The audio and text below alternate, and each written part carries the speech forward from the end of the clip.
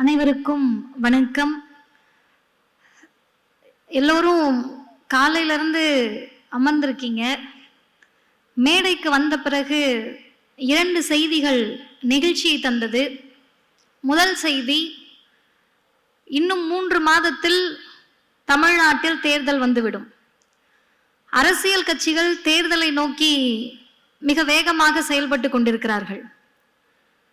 தேர்தலில் வெற்றியடைய வேண்டும் என்ற நோக்கில் தேர்தல் அரசியல் நிற்கக்கூடிய கட்சிகள் செயல்படுவது இயல்பு.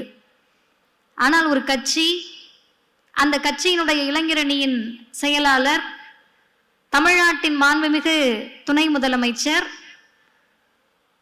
எந்த வழியில் நிற்கிறார் என்று சொன்னால், ஆட்சி வரும் போகும், ஐயா அண்ணா வகுத்த கொள்கை போகாது வாழும் என்று சொல்லக்கூடிய வகையிலே முத்தமிழறிஞர் கலைஞருடைய பேரனாக, தந்தை பெரியாரின் கொள்கை பேரனாக அறிவு திருவிழாவை நடத்தி கொண்டிருக்கிறார். 2-3 நாட்கள், என் நினைவு சரியாக இருந்தால், ஒருவர் இந்த அரங்கத்திற்குள் வருகிறார். கலைஞர் செய்திகள் அதை காட்சிப்படுத்தி இருக்கிறது. 4வது இருக்கையா 3வது இருக்கையான்னு தெரியல. அந்த ஓரத்தில் அமர்ந்து மேடை சரியா தெரியுதான்னு பாக்குறாரு. அவர் கீழே வரப்போறது இல்லை, 4வது இருக்கைக்கோ 3வது இருக்கைக்கோ. அவர் எதுக்கு பாக்குறாருன்னு பார்த்தா, திராவிடர் இயக்கம் எனக்கு வலிக்குதுன்னு அழுத இயக்கம் இல்லை, என் சகோதரனுக்கு வலிக்கிறதே என்று அழுத இயக்கம். அந்த இயக்கத்தினுடைய மாநில இளைஞரணி செயலாளர் மாண்புமிகு துணை முதலமைச்சர் அரங்கில் வந்து அமர்ந்து மற்றவர்களுக்காக பார்த்து அதை சரி செய்திருக்கிறார். இப்படி எல்லா காலத்திலும் எல்லோருக்கும் எல்லாம் வேண்டும் என்ற நோக்கத்தில் ஏற்படுத்தப்பட்ட திராவிடர் இயக்கத்தினுடைய அடிநாதமாக இன்றைக்கு திராவிட முன்னேற்ற கழகம் என்ற இந்த பேர் இயக்கம், அரசியல் கட்சி 75 ஆண்டுகளை நிறைவு செய்திருக்கிறது. 45 அல்லது 46 கருத்துரையாளர்கள் இந்த 2 நாள்ல, 10 அமர்வுகள், 10 அமர்வு, 46 கருத்தாளர்கள். தேர்தல் வேலைக்கு பயிற்சி கொடுக்க போறாங்களான்னா கிடையாது, அடுத்த தலைமுறைக்கு பயிற்சி கொடுக்க போகிறோம் என்ற நோக்கோடு நடைபெறும் இந்த கருத்தரங்கத்தில் எனக்கு முன்னால் பேசி அமர்ந்திருக்கக்கூடிய ஊடகவியலாளர் பெரு மதிப்பிற்கும் மரியாதைக்கும் உரிய அண்ணன் இந்திரகுமார் தேரடி அவர்களே, எனக்கு பின்னால் பேச இருக்கக்கூடிய திராவிட முன்னேற்ற கழகத்தின் மாணவரணி செயலாளர் பெரு மதிப்பிற்கும் மரியாதைக்கும் உரிய அண்ணன் ராஜீவ்காந்தி அவர்களே, இந்த நிகழ்ச்சியில் மட்டுமல்ல, நம்ம ஐயா பிரதமரும் நிதியமைச்சரும் எங்கெங்கயோ போய் என்னென்னமோ பேசி பார்த்தாங்க, திருக்குறள் அது இதுன்னு. இவருக்கு அகநானூறு தெரியும், புறநானூறு தெரியும், சங்க இலக்கியம் தெரியும், நிதி மேலாண்மை தெரியும், தமிழ்நாடு எப்படி காப்பாற்ற வேண்டும் நிதித்துறையில் என்பதும் தெரியும் என்பதை பறைசாற்றி கொண்டிருக்கக்கூடிய நிதி மற்றும் சுற்றுச்சூழல், காலநிலை மற்றும் மாற்றுத்துறை அமைச்சர் பெரு மதிப்பிற்கும் மரியாதைக்கும் உரிய அண்ணன் தங்கம் தென்னரசு அவர்களுக்கும் இன்று மட்டுமல்ல, நெகிழ்ச்சியோடும் மகிழ்ச்சியோடும் சொல்லுகிறோம், இன்னும் 100 ஆண்டுகளுக்கு இந்த இயக்கத்தை வழிநடத்துவதற்கு எங்களிடம் தலைமை இருக்கிறது என்று இருமாப்போடு சொல்வதற்கு உரிய அத்துணை தகுதியையும் பெற்றிருக்கக்கூடிய மாண்புமிகு தமிழ்நாட்டின் துணை முதலமைச்சர் அவர்கள் உள்ளிட்ட அனைவருக்கும் வணக்கம். உண்மையாவே நமக்கெல்லாம் வாழ்க்கை இவ்வளவு கஷ்டமாகும் நான் நினைச்சதே கிடையாது. ஏன்னா யூடியூப் கமெண்ட்ல உட்காந்து கதறுன்னு போட்டுட்டு அரசியல் பண்ணிட்டு இருக்கவங்களுக்கு மத்தியில மூத்த அண்ணன் 15 பக்கம் புக்கு, நடு அண்ணன் லேப்டாப்பு, நான் புத்தகம் கையுமா வர வேண்டியதா இருக்கு. அவ்வளவு எளிமையாக அரசியல் பண்ணிட்டு இருக்காங்க. ஏன் இவ்வளவு புத்தகத்தோடு வரணும்னா, இந்த மாசம் கோட்டா இன்னும் எனக்கு முடியல. என்ன கோட்டா? மாதம் ஒரு தலைப்பு எடுத்து அடிப்பாங்க. நான் மட்டும் இல்ல, நாங்க எல்லாரும் வாங்குவோம். இந்த மாதத்திற்கு எனக்கு என்ன கோட்டான்னு கேட்டீங்கன்னா, ஆலயம் என்ன அவர்கள் சொத்தா? திராவிடர் கழகம் கடவுள் இல்லைன்னு சொல்லக்கூடிய இயக்கம். இதை நீங்க நாளைக்கெல்லாம் கண்டுபிடிச்சிட்டு வந்து எங்களை அடிக்க தேவையில்லை. நானே சொல்றேன், கடவுள் இல்லை என்பதை கொள்கையாக வைத்திருக்கக்கூடிய இயக்கம் எங்கள் கழகம், திராவிடர் கழகம். மதிவதனைக்கு கடவுள் நம்பிக்கை கிடையாது. ஆனா இன்விடேஷனை பார்த்தோன்னே எனக்கு தோணுச்சு, மிக சிறப்பாக அழைப்புதலை ஏற்பாடு செய்து விட்டு என் தலைப்புல கொஞ்சம் ஸ்பெல்லிங் மிஸ்டேக் விட்டுட்டாங்களோ அப்படின்னு எனக்கு தோணுச்சு. ஆலயம் என்ன அவர்கள் சொத்தா, அந்த இருக்கு மேல புள்ளிய தெரியாம வச்சுட்டாங்களோ அப்படின்னு தோணுச்சு. புரிந்தவர்கள் கைத்தட்டலாம்.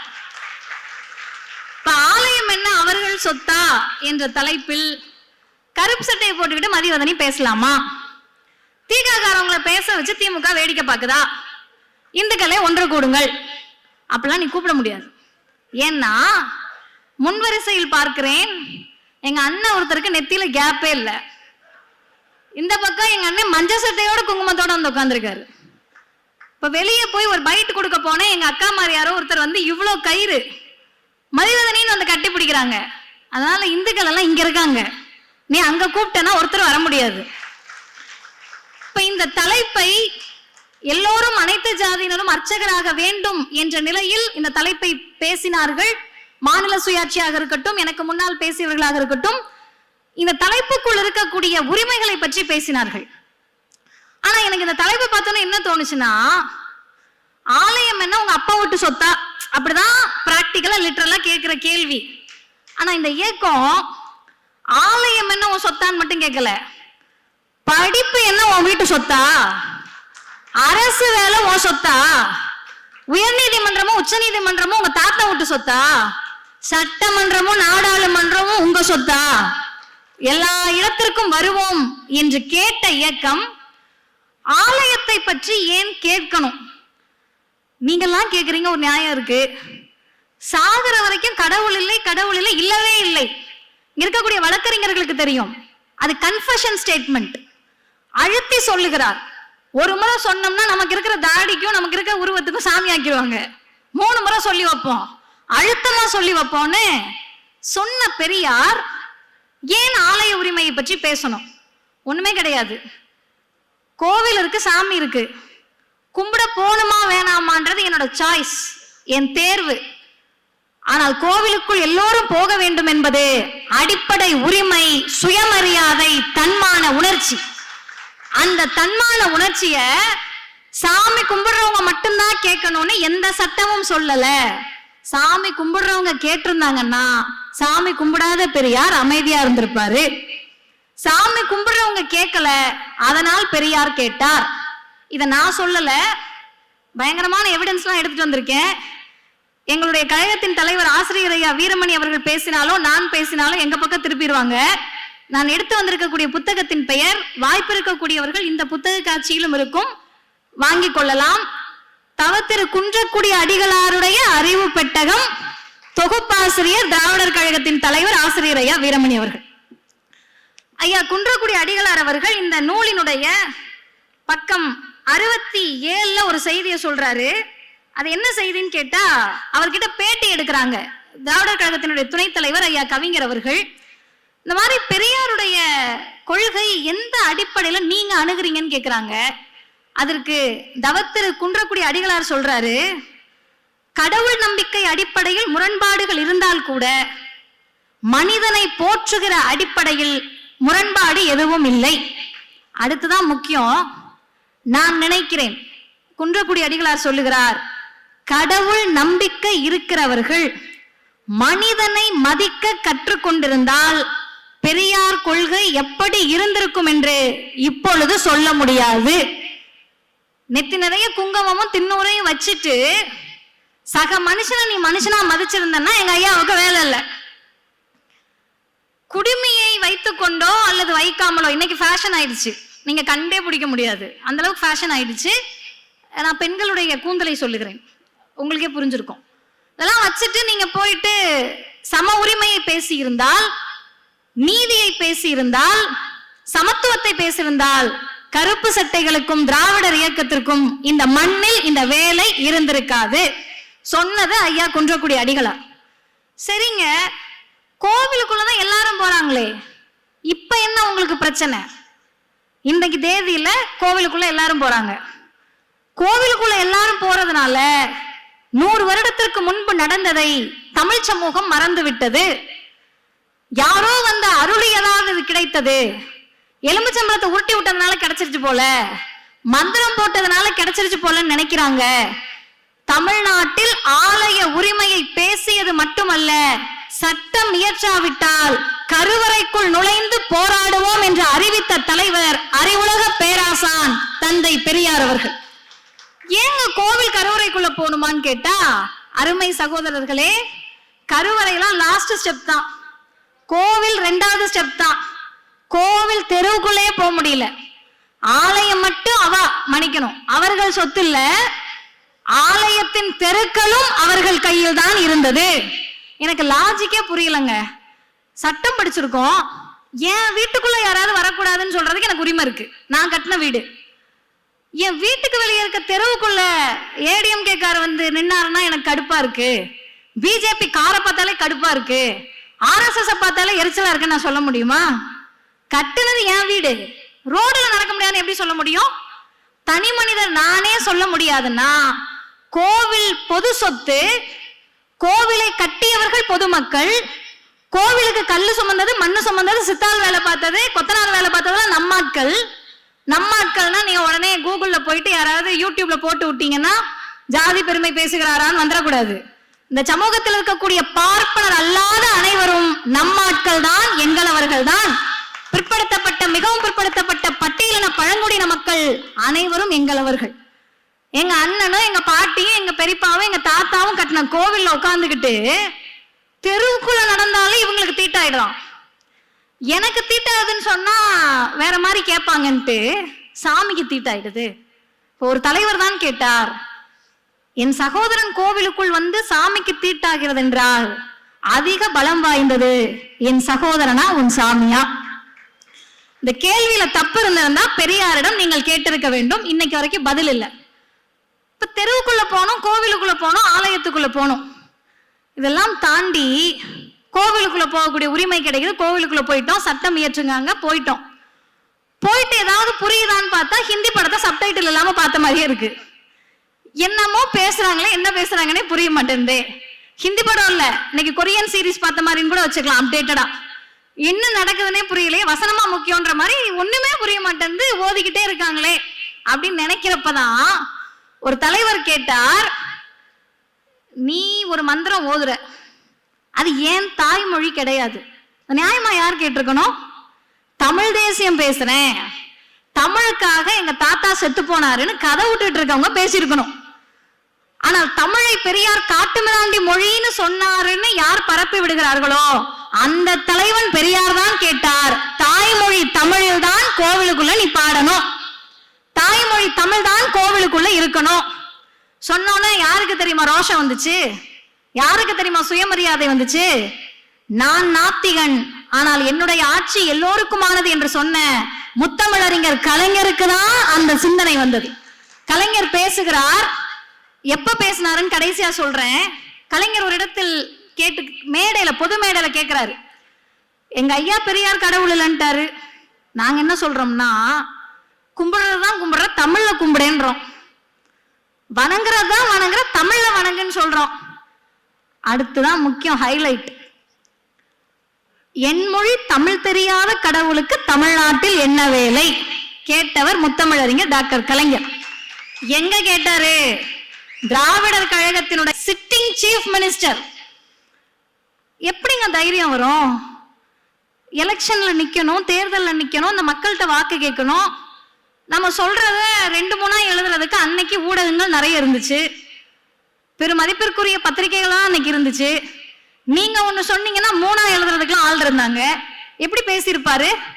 எந்த துணிச்சலில் கலைஞர் பேசினார் என்றால், நான் அரசியல்வாதி 2வது, நான் முதலமைச்சர் 2வது, நான் திமுக காரன் கடைசியில, முதலில் நான் மானமிகு சுயமரியாதைக்காரன் என்று சொன்ன முத்தமிழறிஞர் டாக்டர் கலைஞர் தமிழில் வணங்க வேண்டும், தமிழில் அர்ச்சனை செய்ய வேண்டும்னு கோவிலுக்குள்ள தமிழை கொண்டு போயிட்டாரு.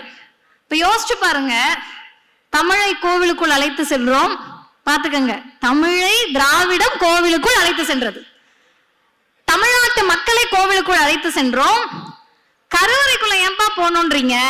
நீங்க ஐஏஎஸ் ஆகுங்க, ஐபிஎஸ் ஆகுங்க, நீதிபதி ஆகுங்க, அதான் ஈஸிப்பா. கலெக்டர் ஆகுறது ஈஸி தானே, அர்ச்சகர் தானே ஆக முடியாது.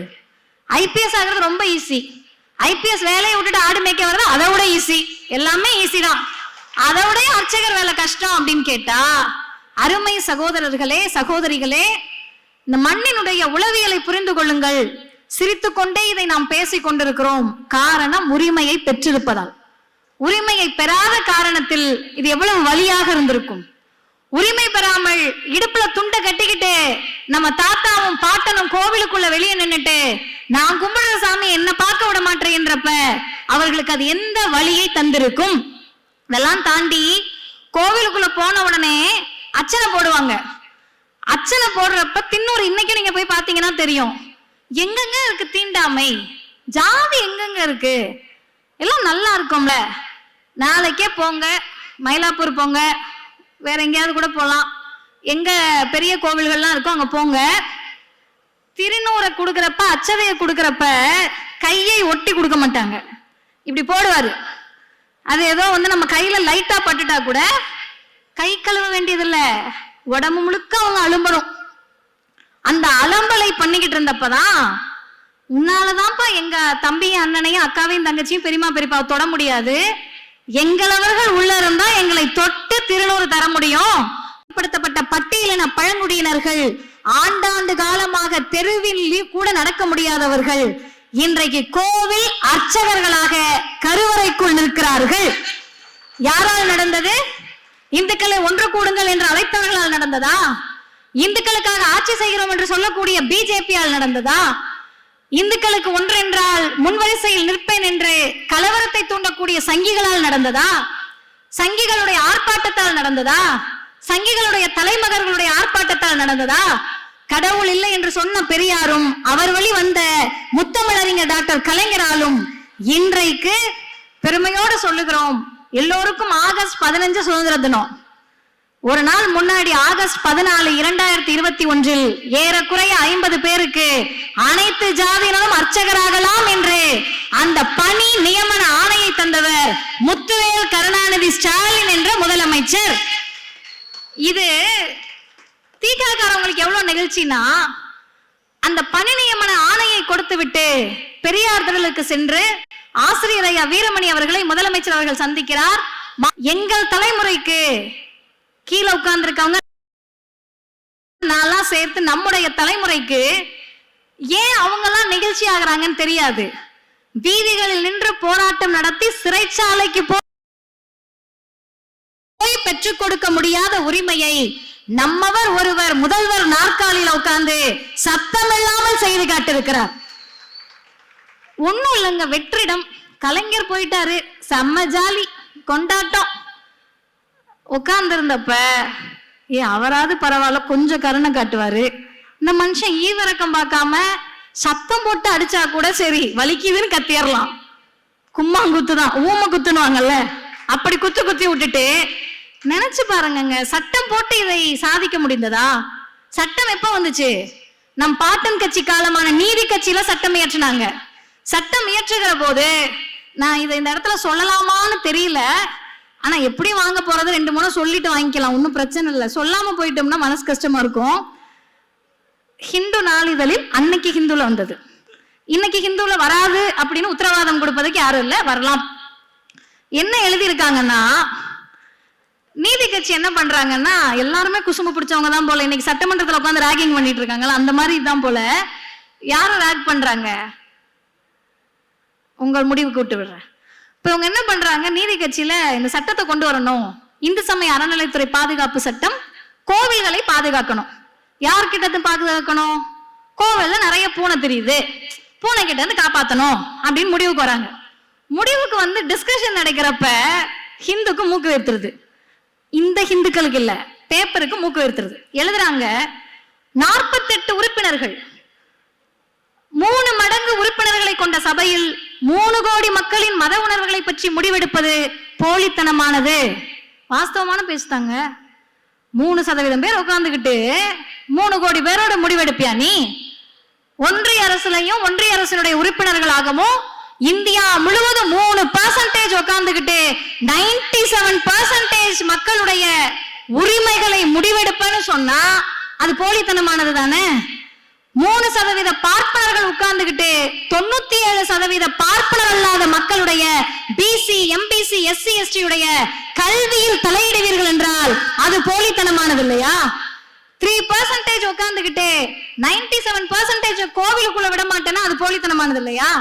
3% உட்கார்ந்துகிட்டு 97% கோவில் தெருவுக்குள்ள விட மாட்டேன்னா அது போலித்தனமானது இல்லையா? இந்த கேள்வியை அன்றைக்கு கேட்டார்கள். சட்டம் நிறைவேறியது. 3 செய்திகளோடு நான் நிறைவு செய்கிறேன். தெருவுக்குள்ள வந்துட்டோம், கோவிலுக்குள்ள வந்துட்டோம். இன்னைக்கு கருவறையில பணி நியமன ஆணை வந்துருச்சு. இன்னும் என்ன?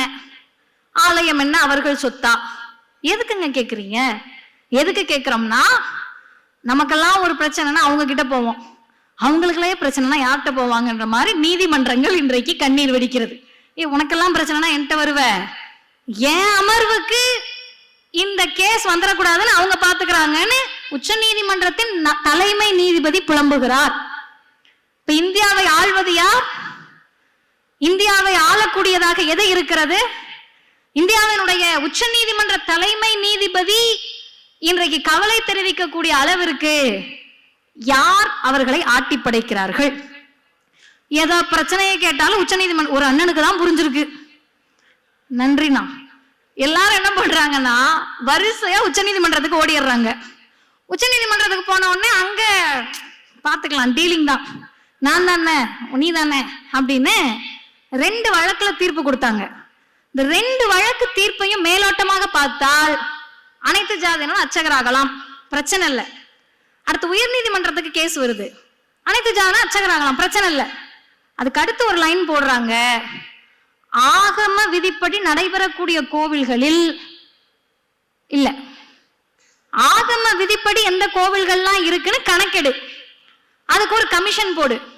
இப்ப நம்ம என்ன கேட்கிறோம்னா, அது என்னென்னமோ சொல்லுவாங்கல்ல, 1000 மீன் இருக்குன்றான், சுறா மீன் இருக்கான், ஜாமீன் மட்டும் இல்லைன்ற மாதிரி என்னென்னமோ விதி இருக்கு. ஆகம விதினா அவங்களுக்கும் தெரியல, நமக்கும் தெரியல. நம்ம என்ன கேட்கிறோம்னா, எங்களுக்கு தெரியாதுப்பா, எனக்கோ ராஜீவ்காந்தி அண்ணனுக்கோ இந்திரகுமார் அண்ணனுக்கோ எழிலன் அண்ணனுக்கோ தெரியாது ஆகம விதினா என்ன. உனக்கு தெரியும்ல, சொல்ல ஆகம விதினா என்னன்னு சொல்ல தெரியாது. சரி, தெரியாமையே ஏன் ஆகம விதிப்படி நடக்கக்கூடிய கோவிலுக்குள்ள எங்களவர்களை அர்ச்சகராக வேணான்னு சொல்ற? இல்ல இல்ல, கரிமீன் சாப்பிடுறாங்க. அர்ச்சகர் பயிற்சி பெறுகிற போதே அவங்க எப்படி இருக்கணும்னு அவங்க முடிவு பண்ணிடுவாங்க. நான் இன்னொன்னு கேட்கிறேன், கடவுளை வழிபடுவதற்கு உரிமை நம்ம பேசிக்கிட்டு இருக்கோம், கடவுளே பாவம் தான். மீனாட்சி அம்மனுக்கு இருக்கக்கூடிய சொகுசு நம்ம ஊர் மாரியம்மனுக்கு இருக்காது. பெருமாளுக்கு இருக்கக்கூடிய சொகுசு நம்ம ஊர் கருப்பணசாமிக்கும் சுடலை மாடனுக்கு இருக்காது. கடவுளுக்கே நாம் உரிமை கேட்ட இயக்கம் சுயமரியாதை இயக்கமும் திராவிடர் இயக்கமும் திராவிட முன்னேற்ற கழகமும் தான். இப்ப நம்ம என்ன கேட்டோம்னா, ஆகம விதிப்படி இல்லாத கோவில்கள், மாரியம்மன் கோவில நீ அர்ச்சகர் ஆயிக்கலாம், சுடலமாடன் கோவில நீ அர்ச்சகர் ஆயிக்கலாம், மாரியம்மன் கோவில நீ அர்ச்சகர் ஆயிக்கலாம். இதெல்லாம் சொன்னப்ப ஒரு முதல்வர் என்ன செய்தார்னா, அவர்களுக்கு மிகவும் பிடித்த கோவிலான கபாலீஸ்வரர் கோவிலுக்கு கீழ் வரக்கூடிய மண்டபத்தில் வைத்து அனைத்து ஜாதியினர் அர்ச்சகர் நியமன ஆணையை அவர்களுக்கு வழங்கினார். வழங்கினதுல ஒரு ஹைலைட் என்னன்னா, உண்மையாகவே திராவிட முன்னேற்ற கழக இளைஞர் அணிக்கு நன்றி தெரிவிக்க வேண்டும்.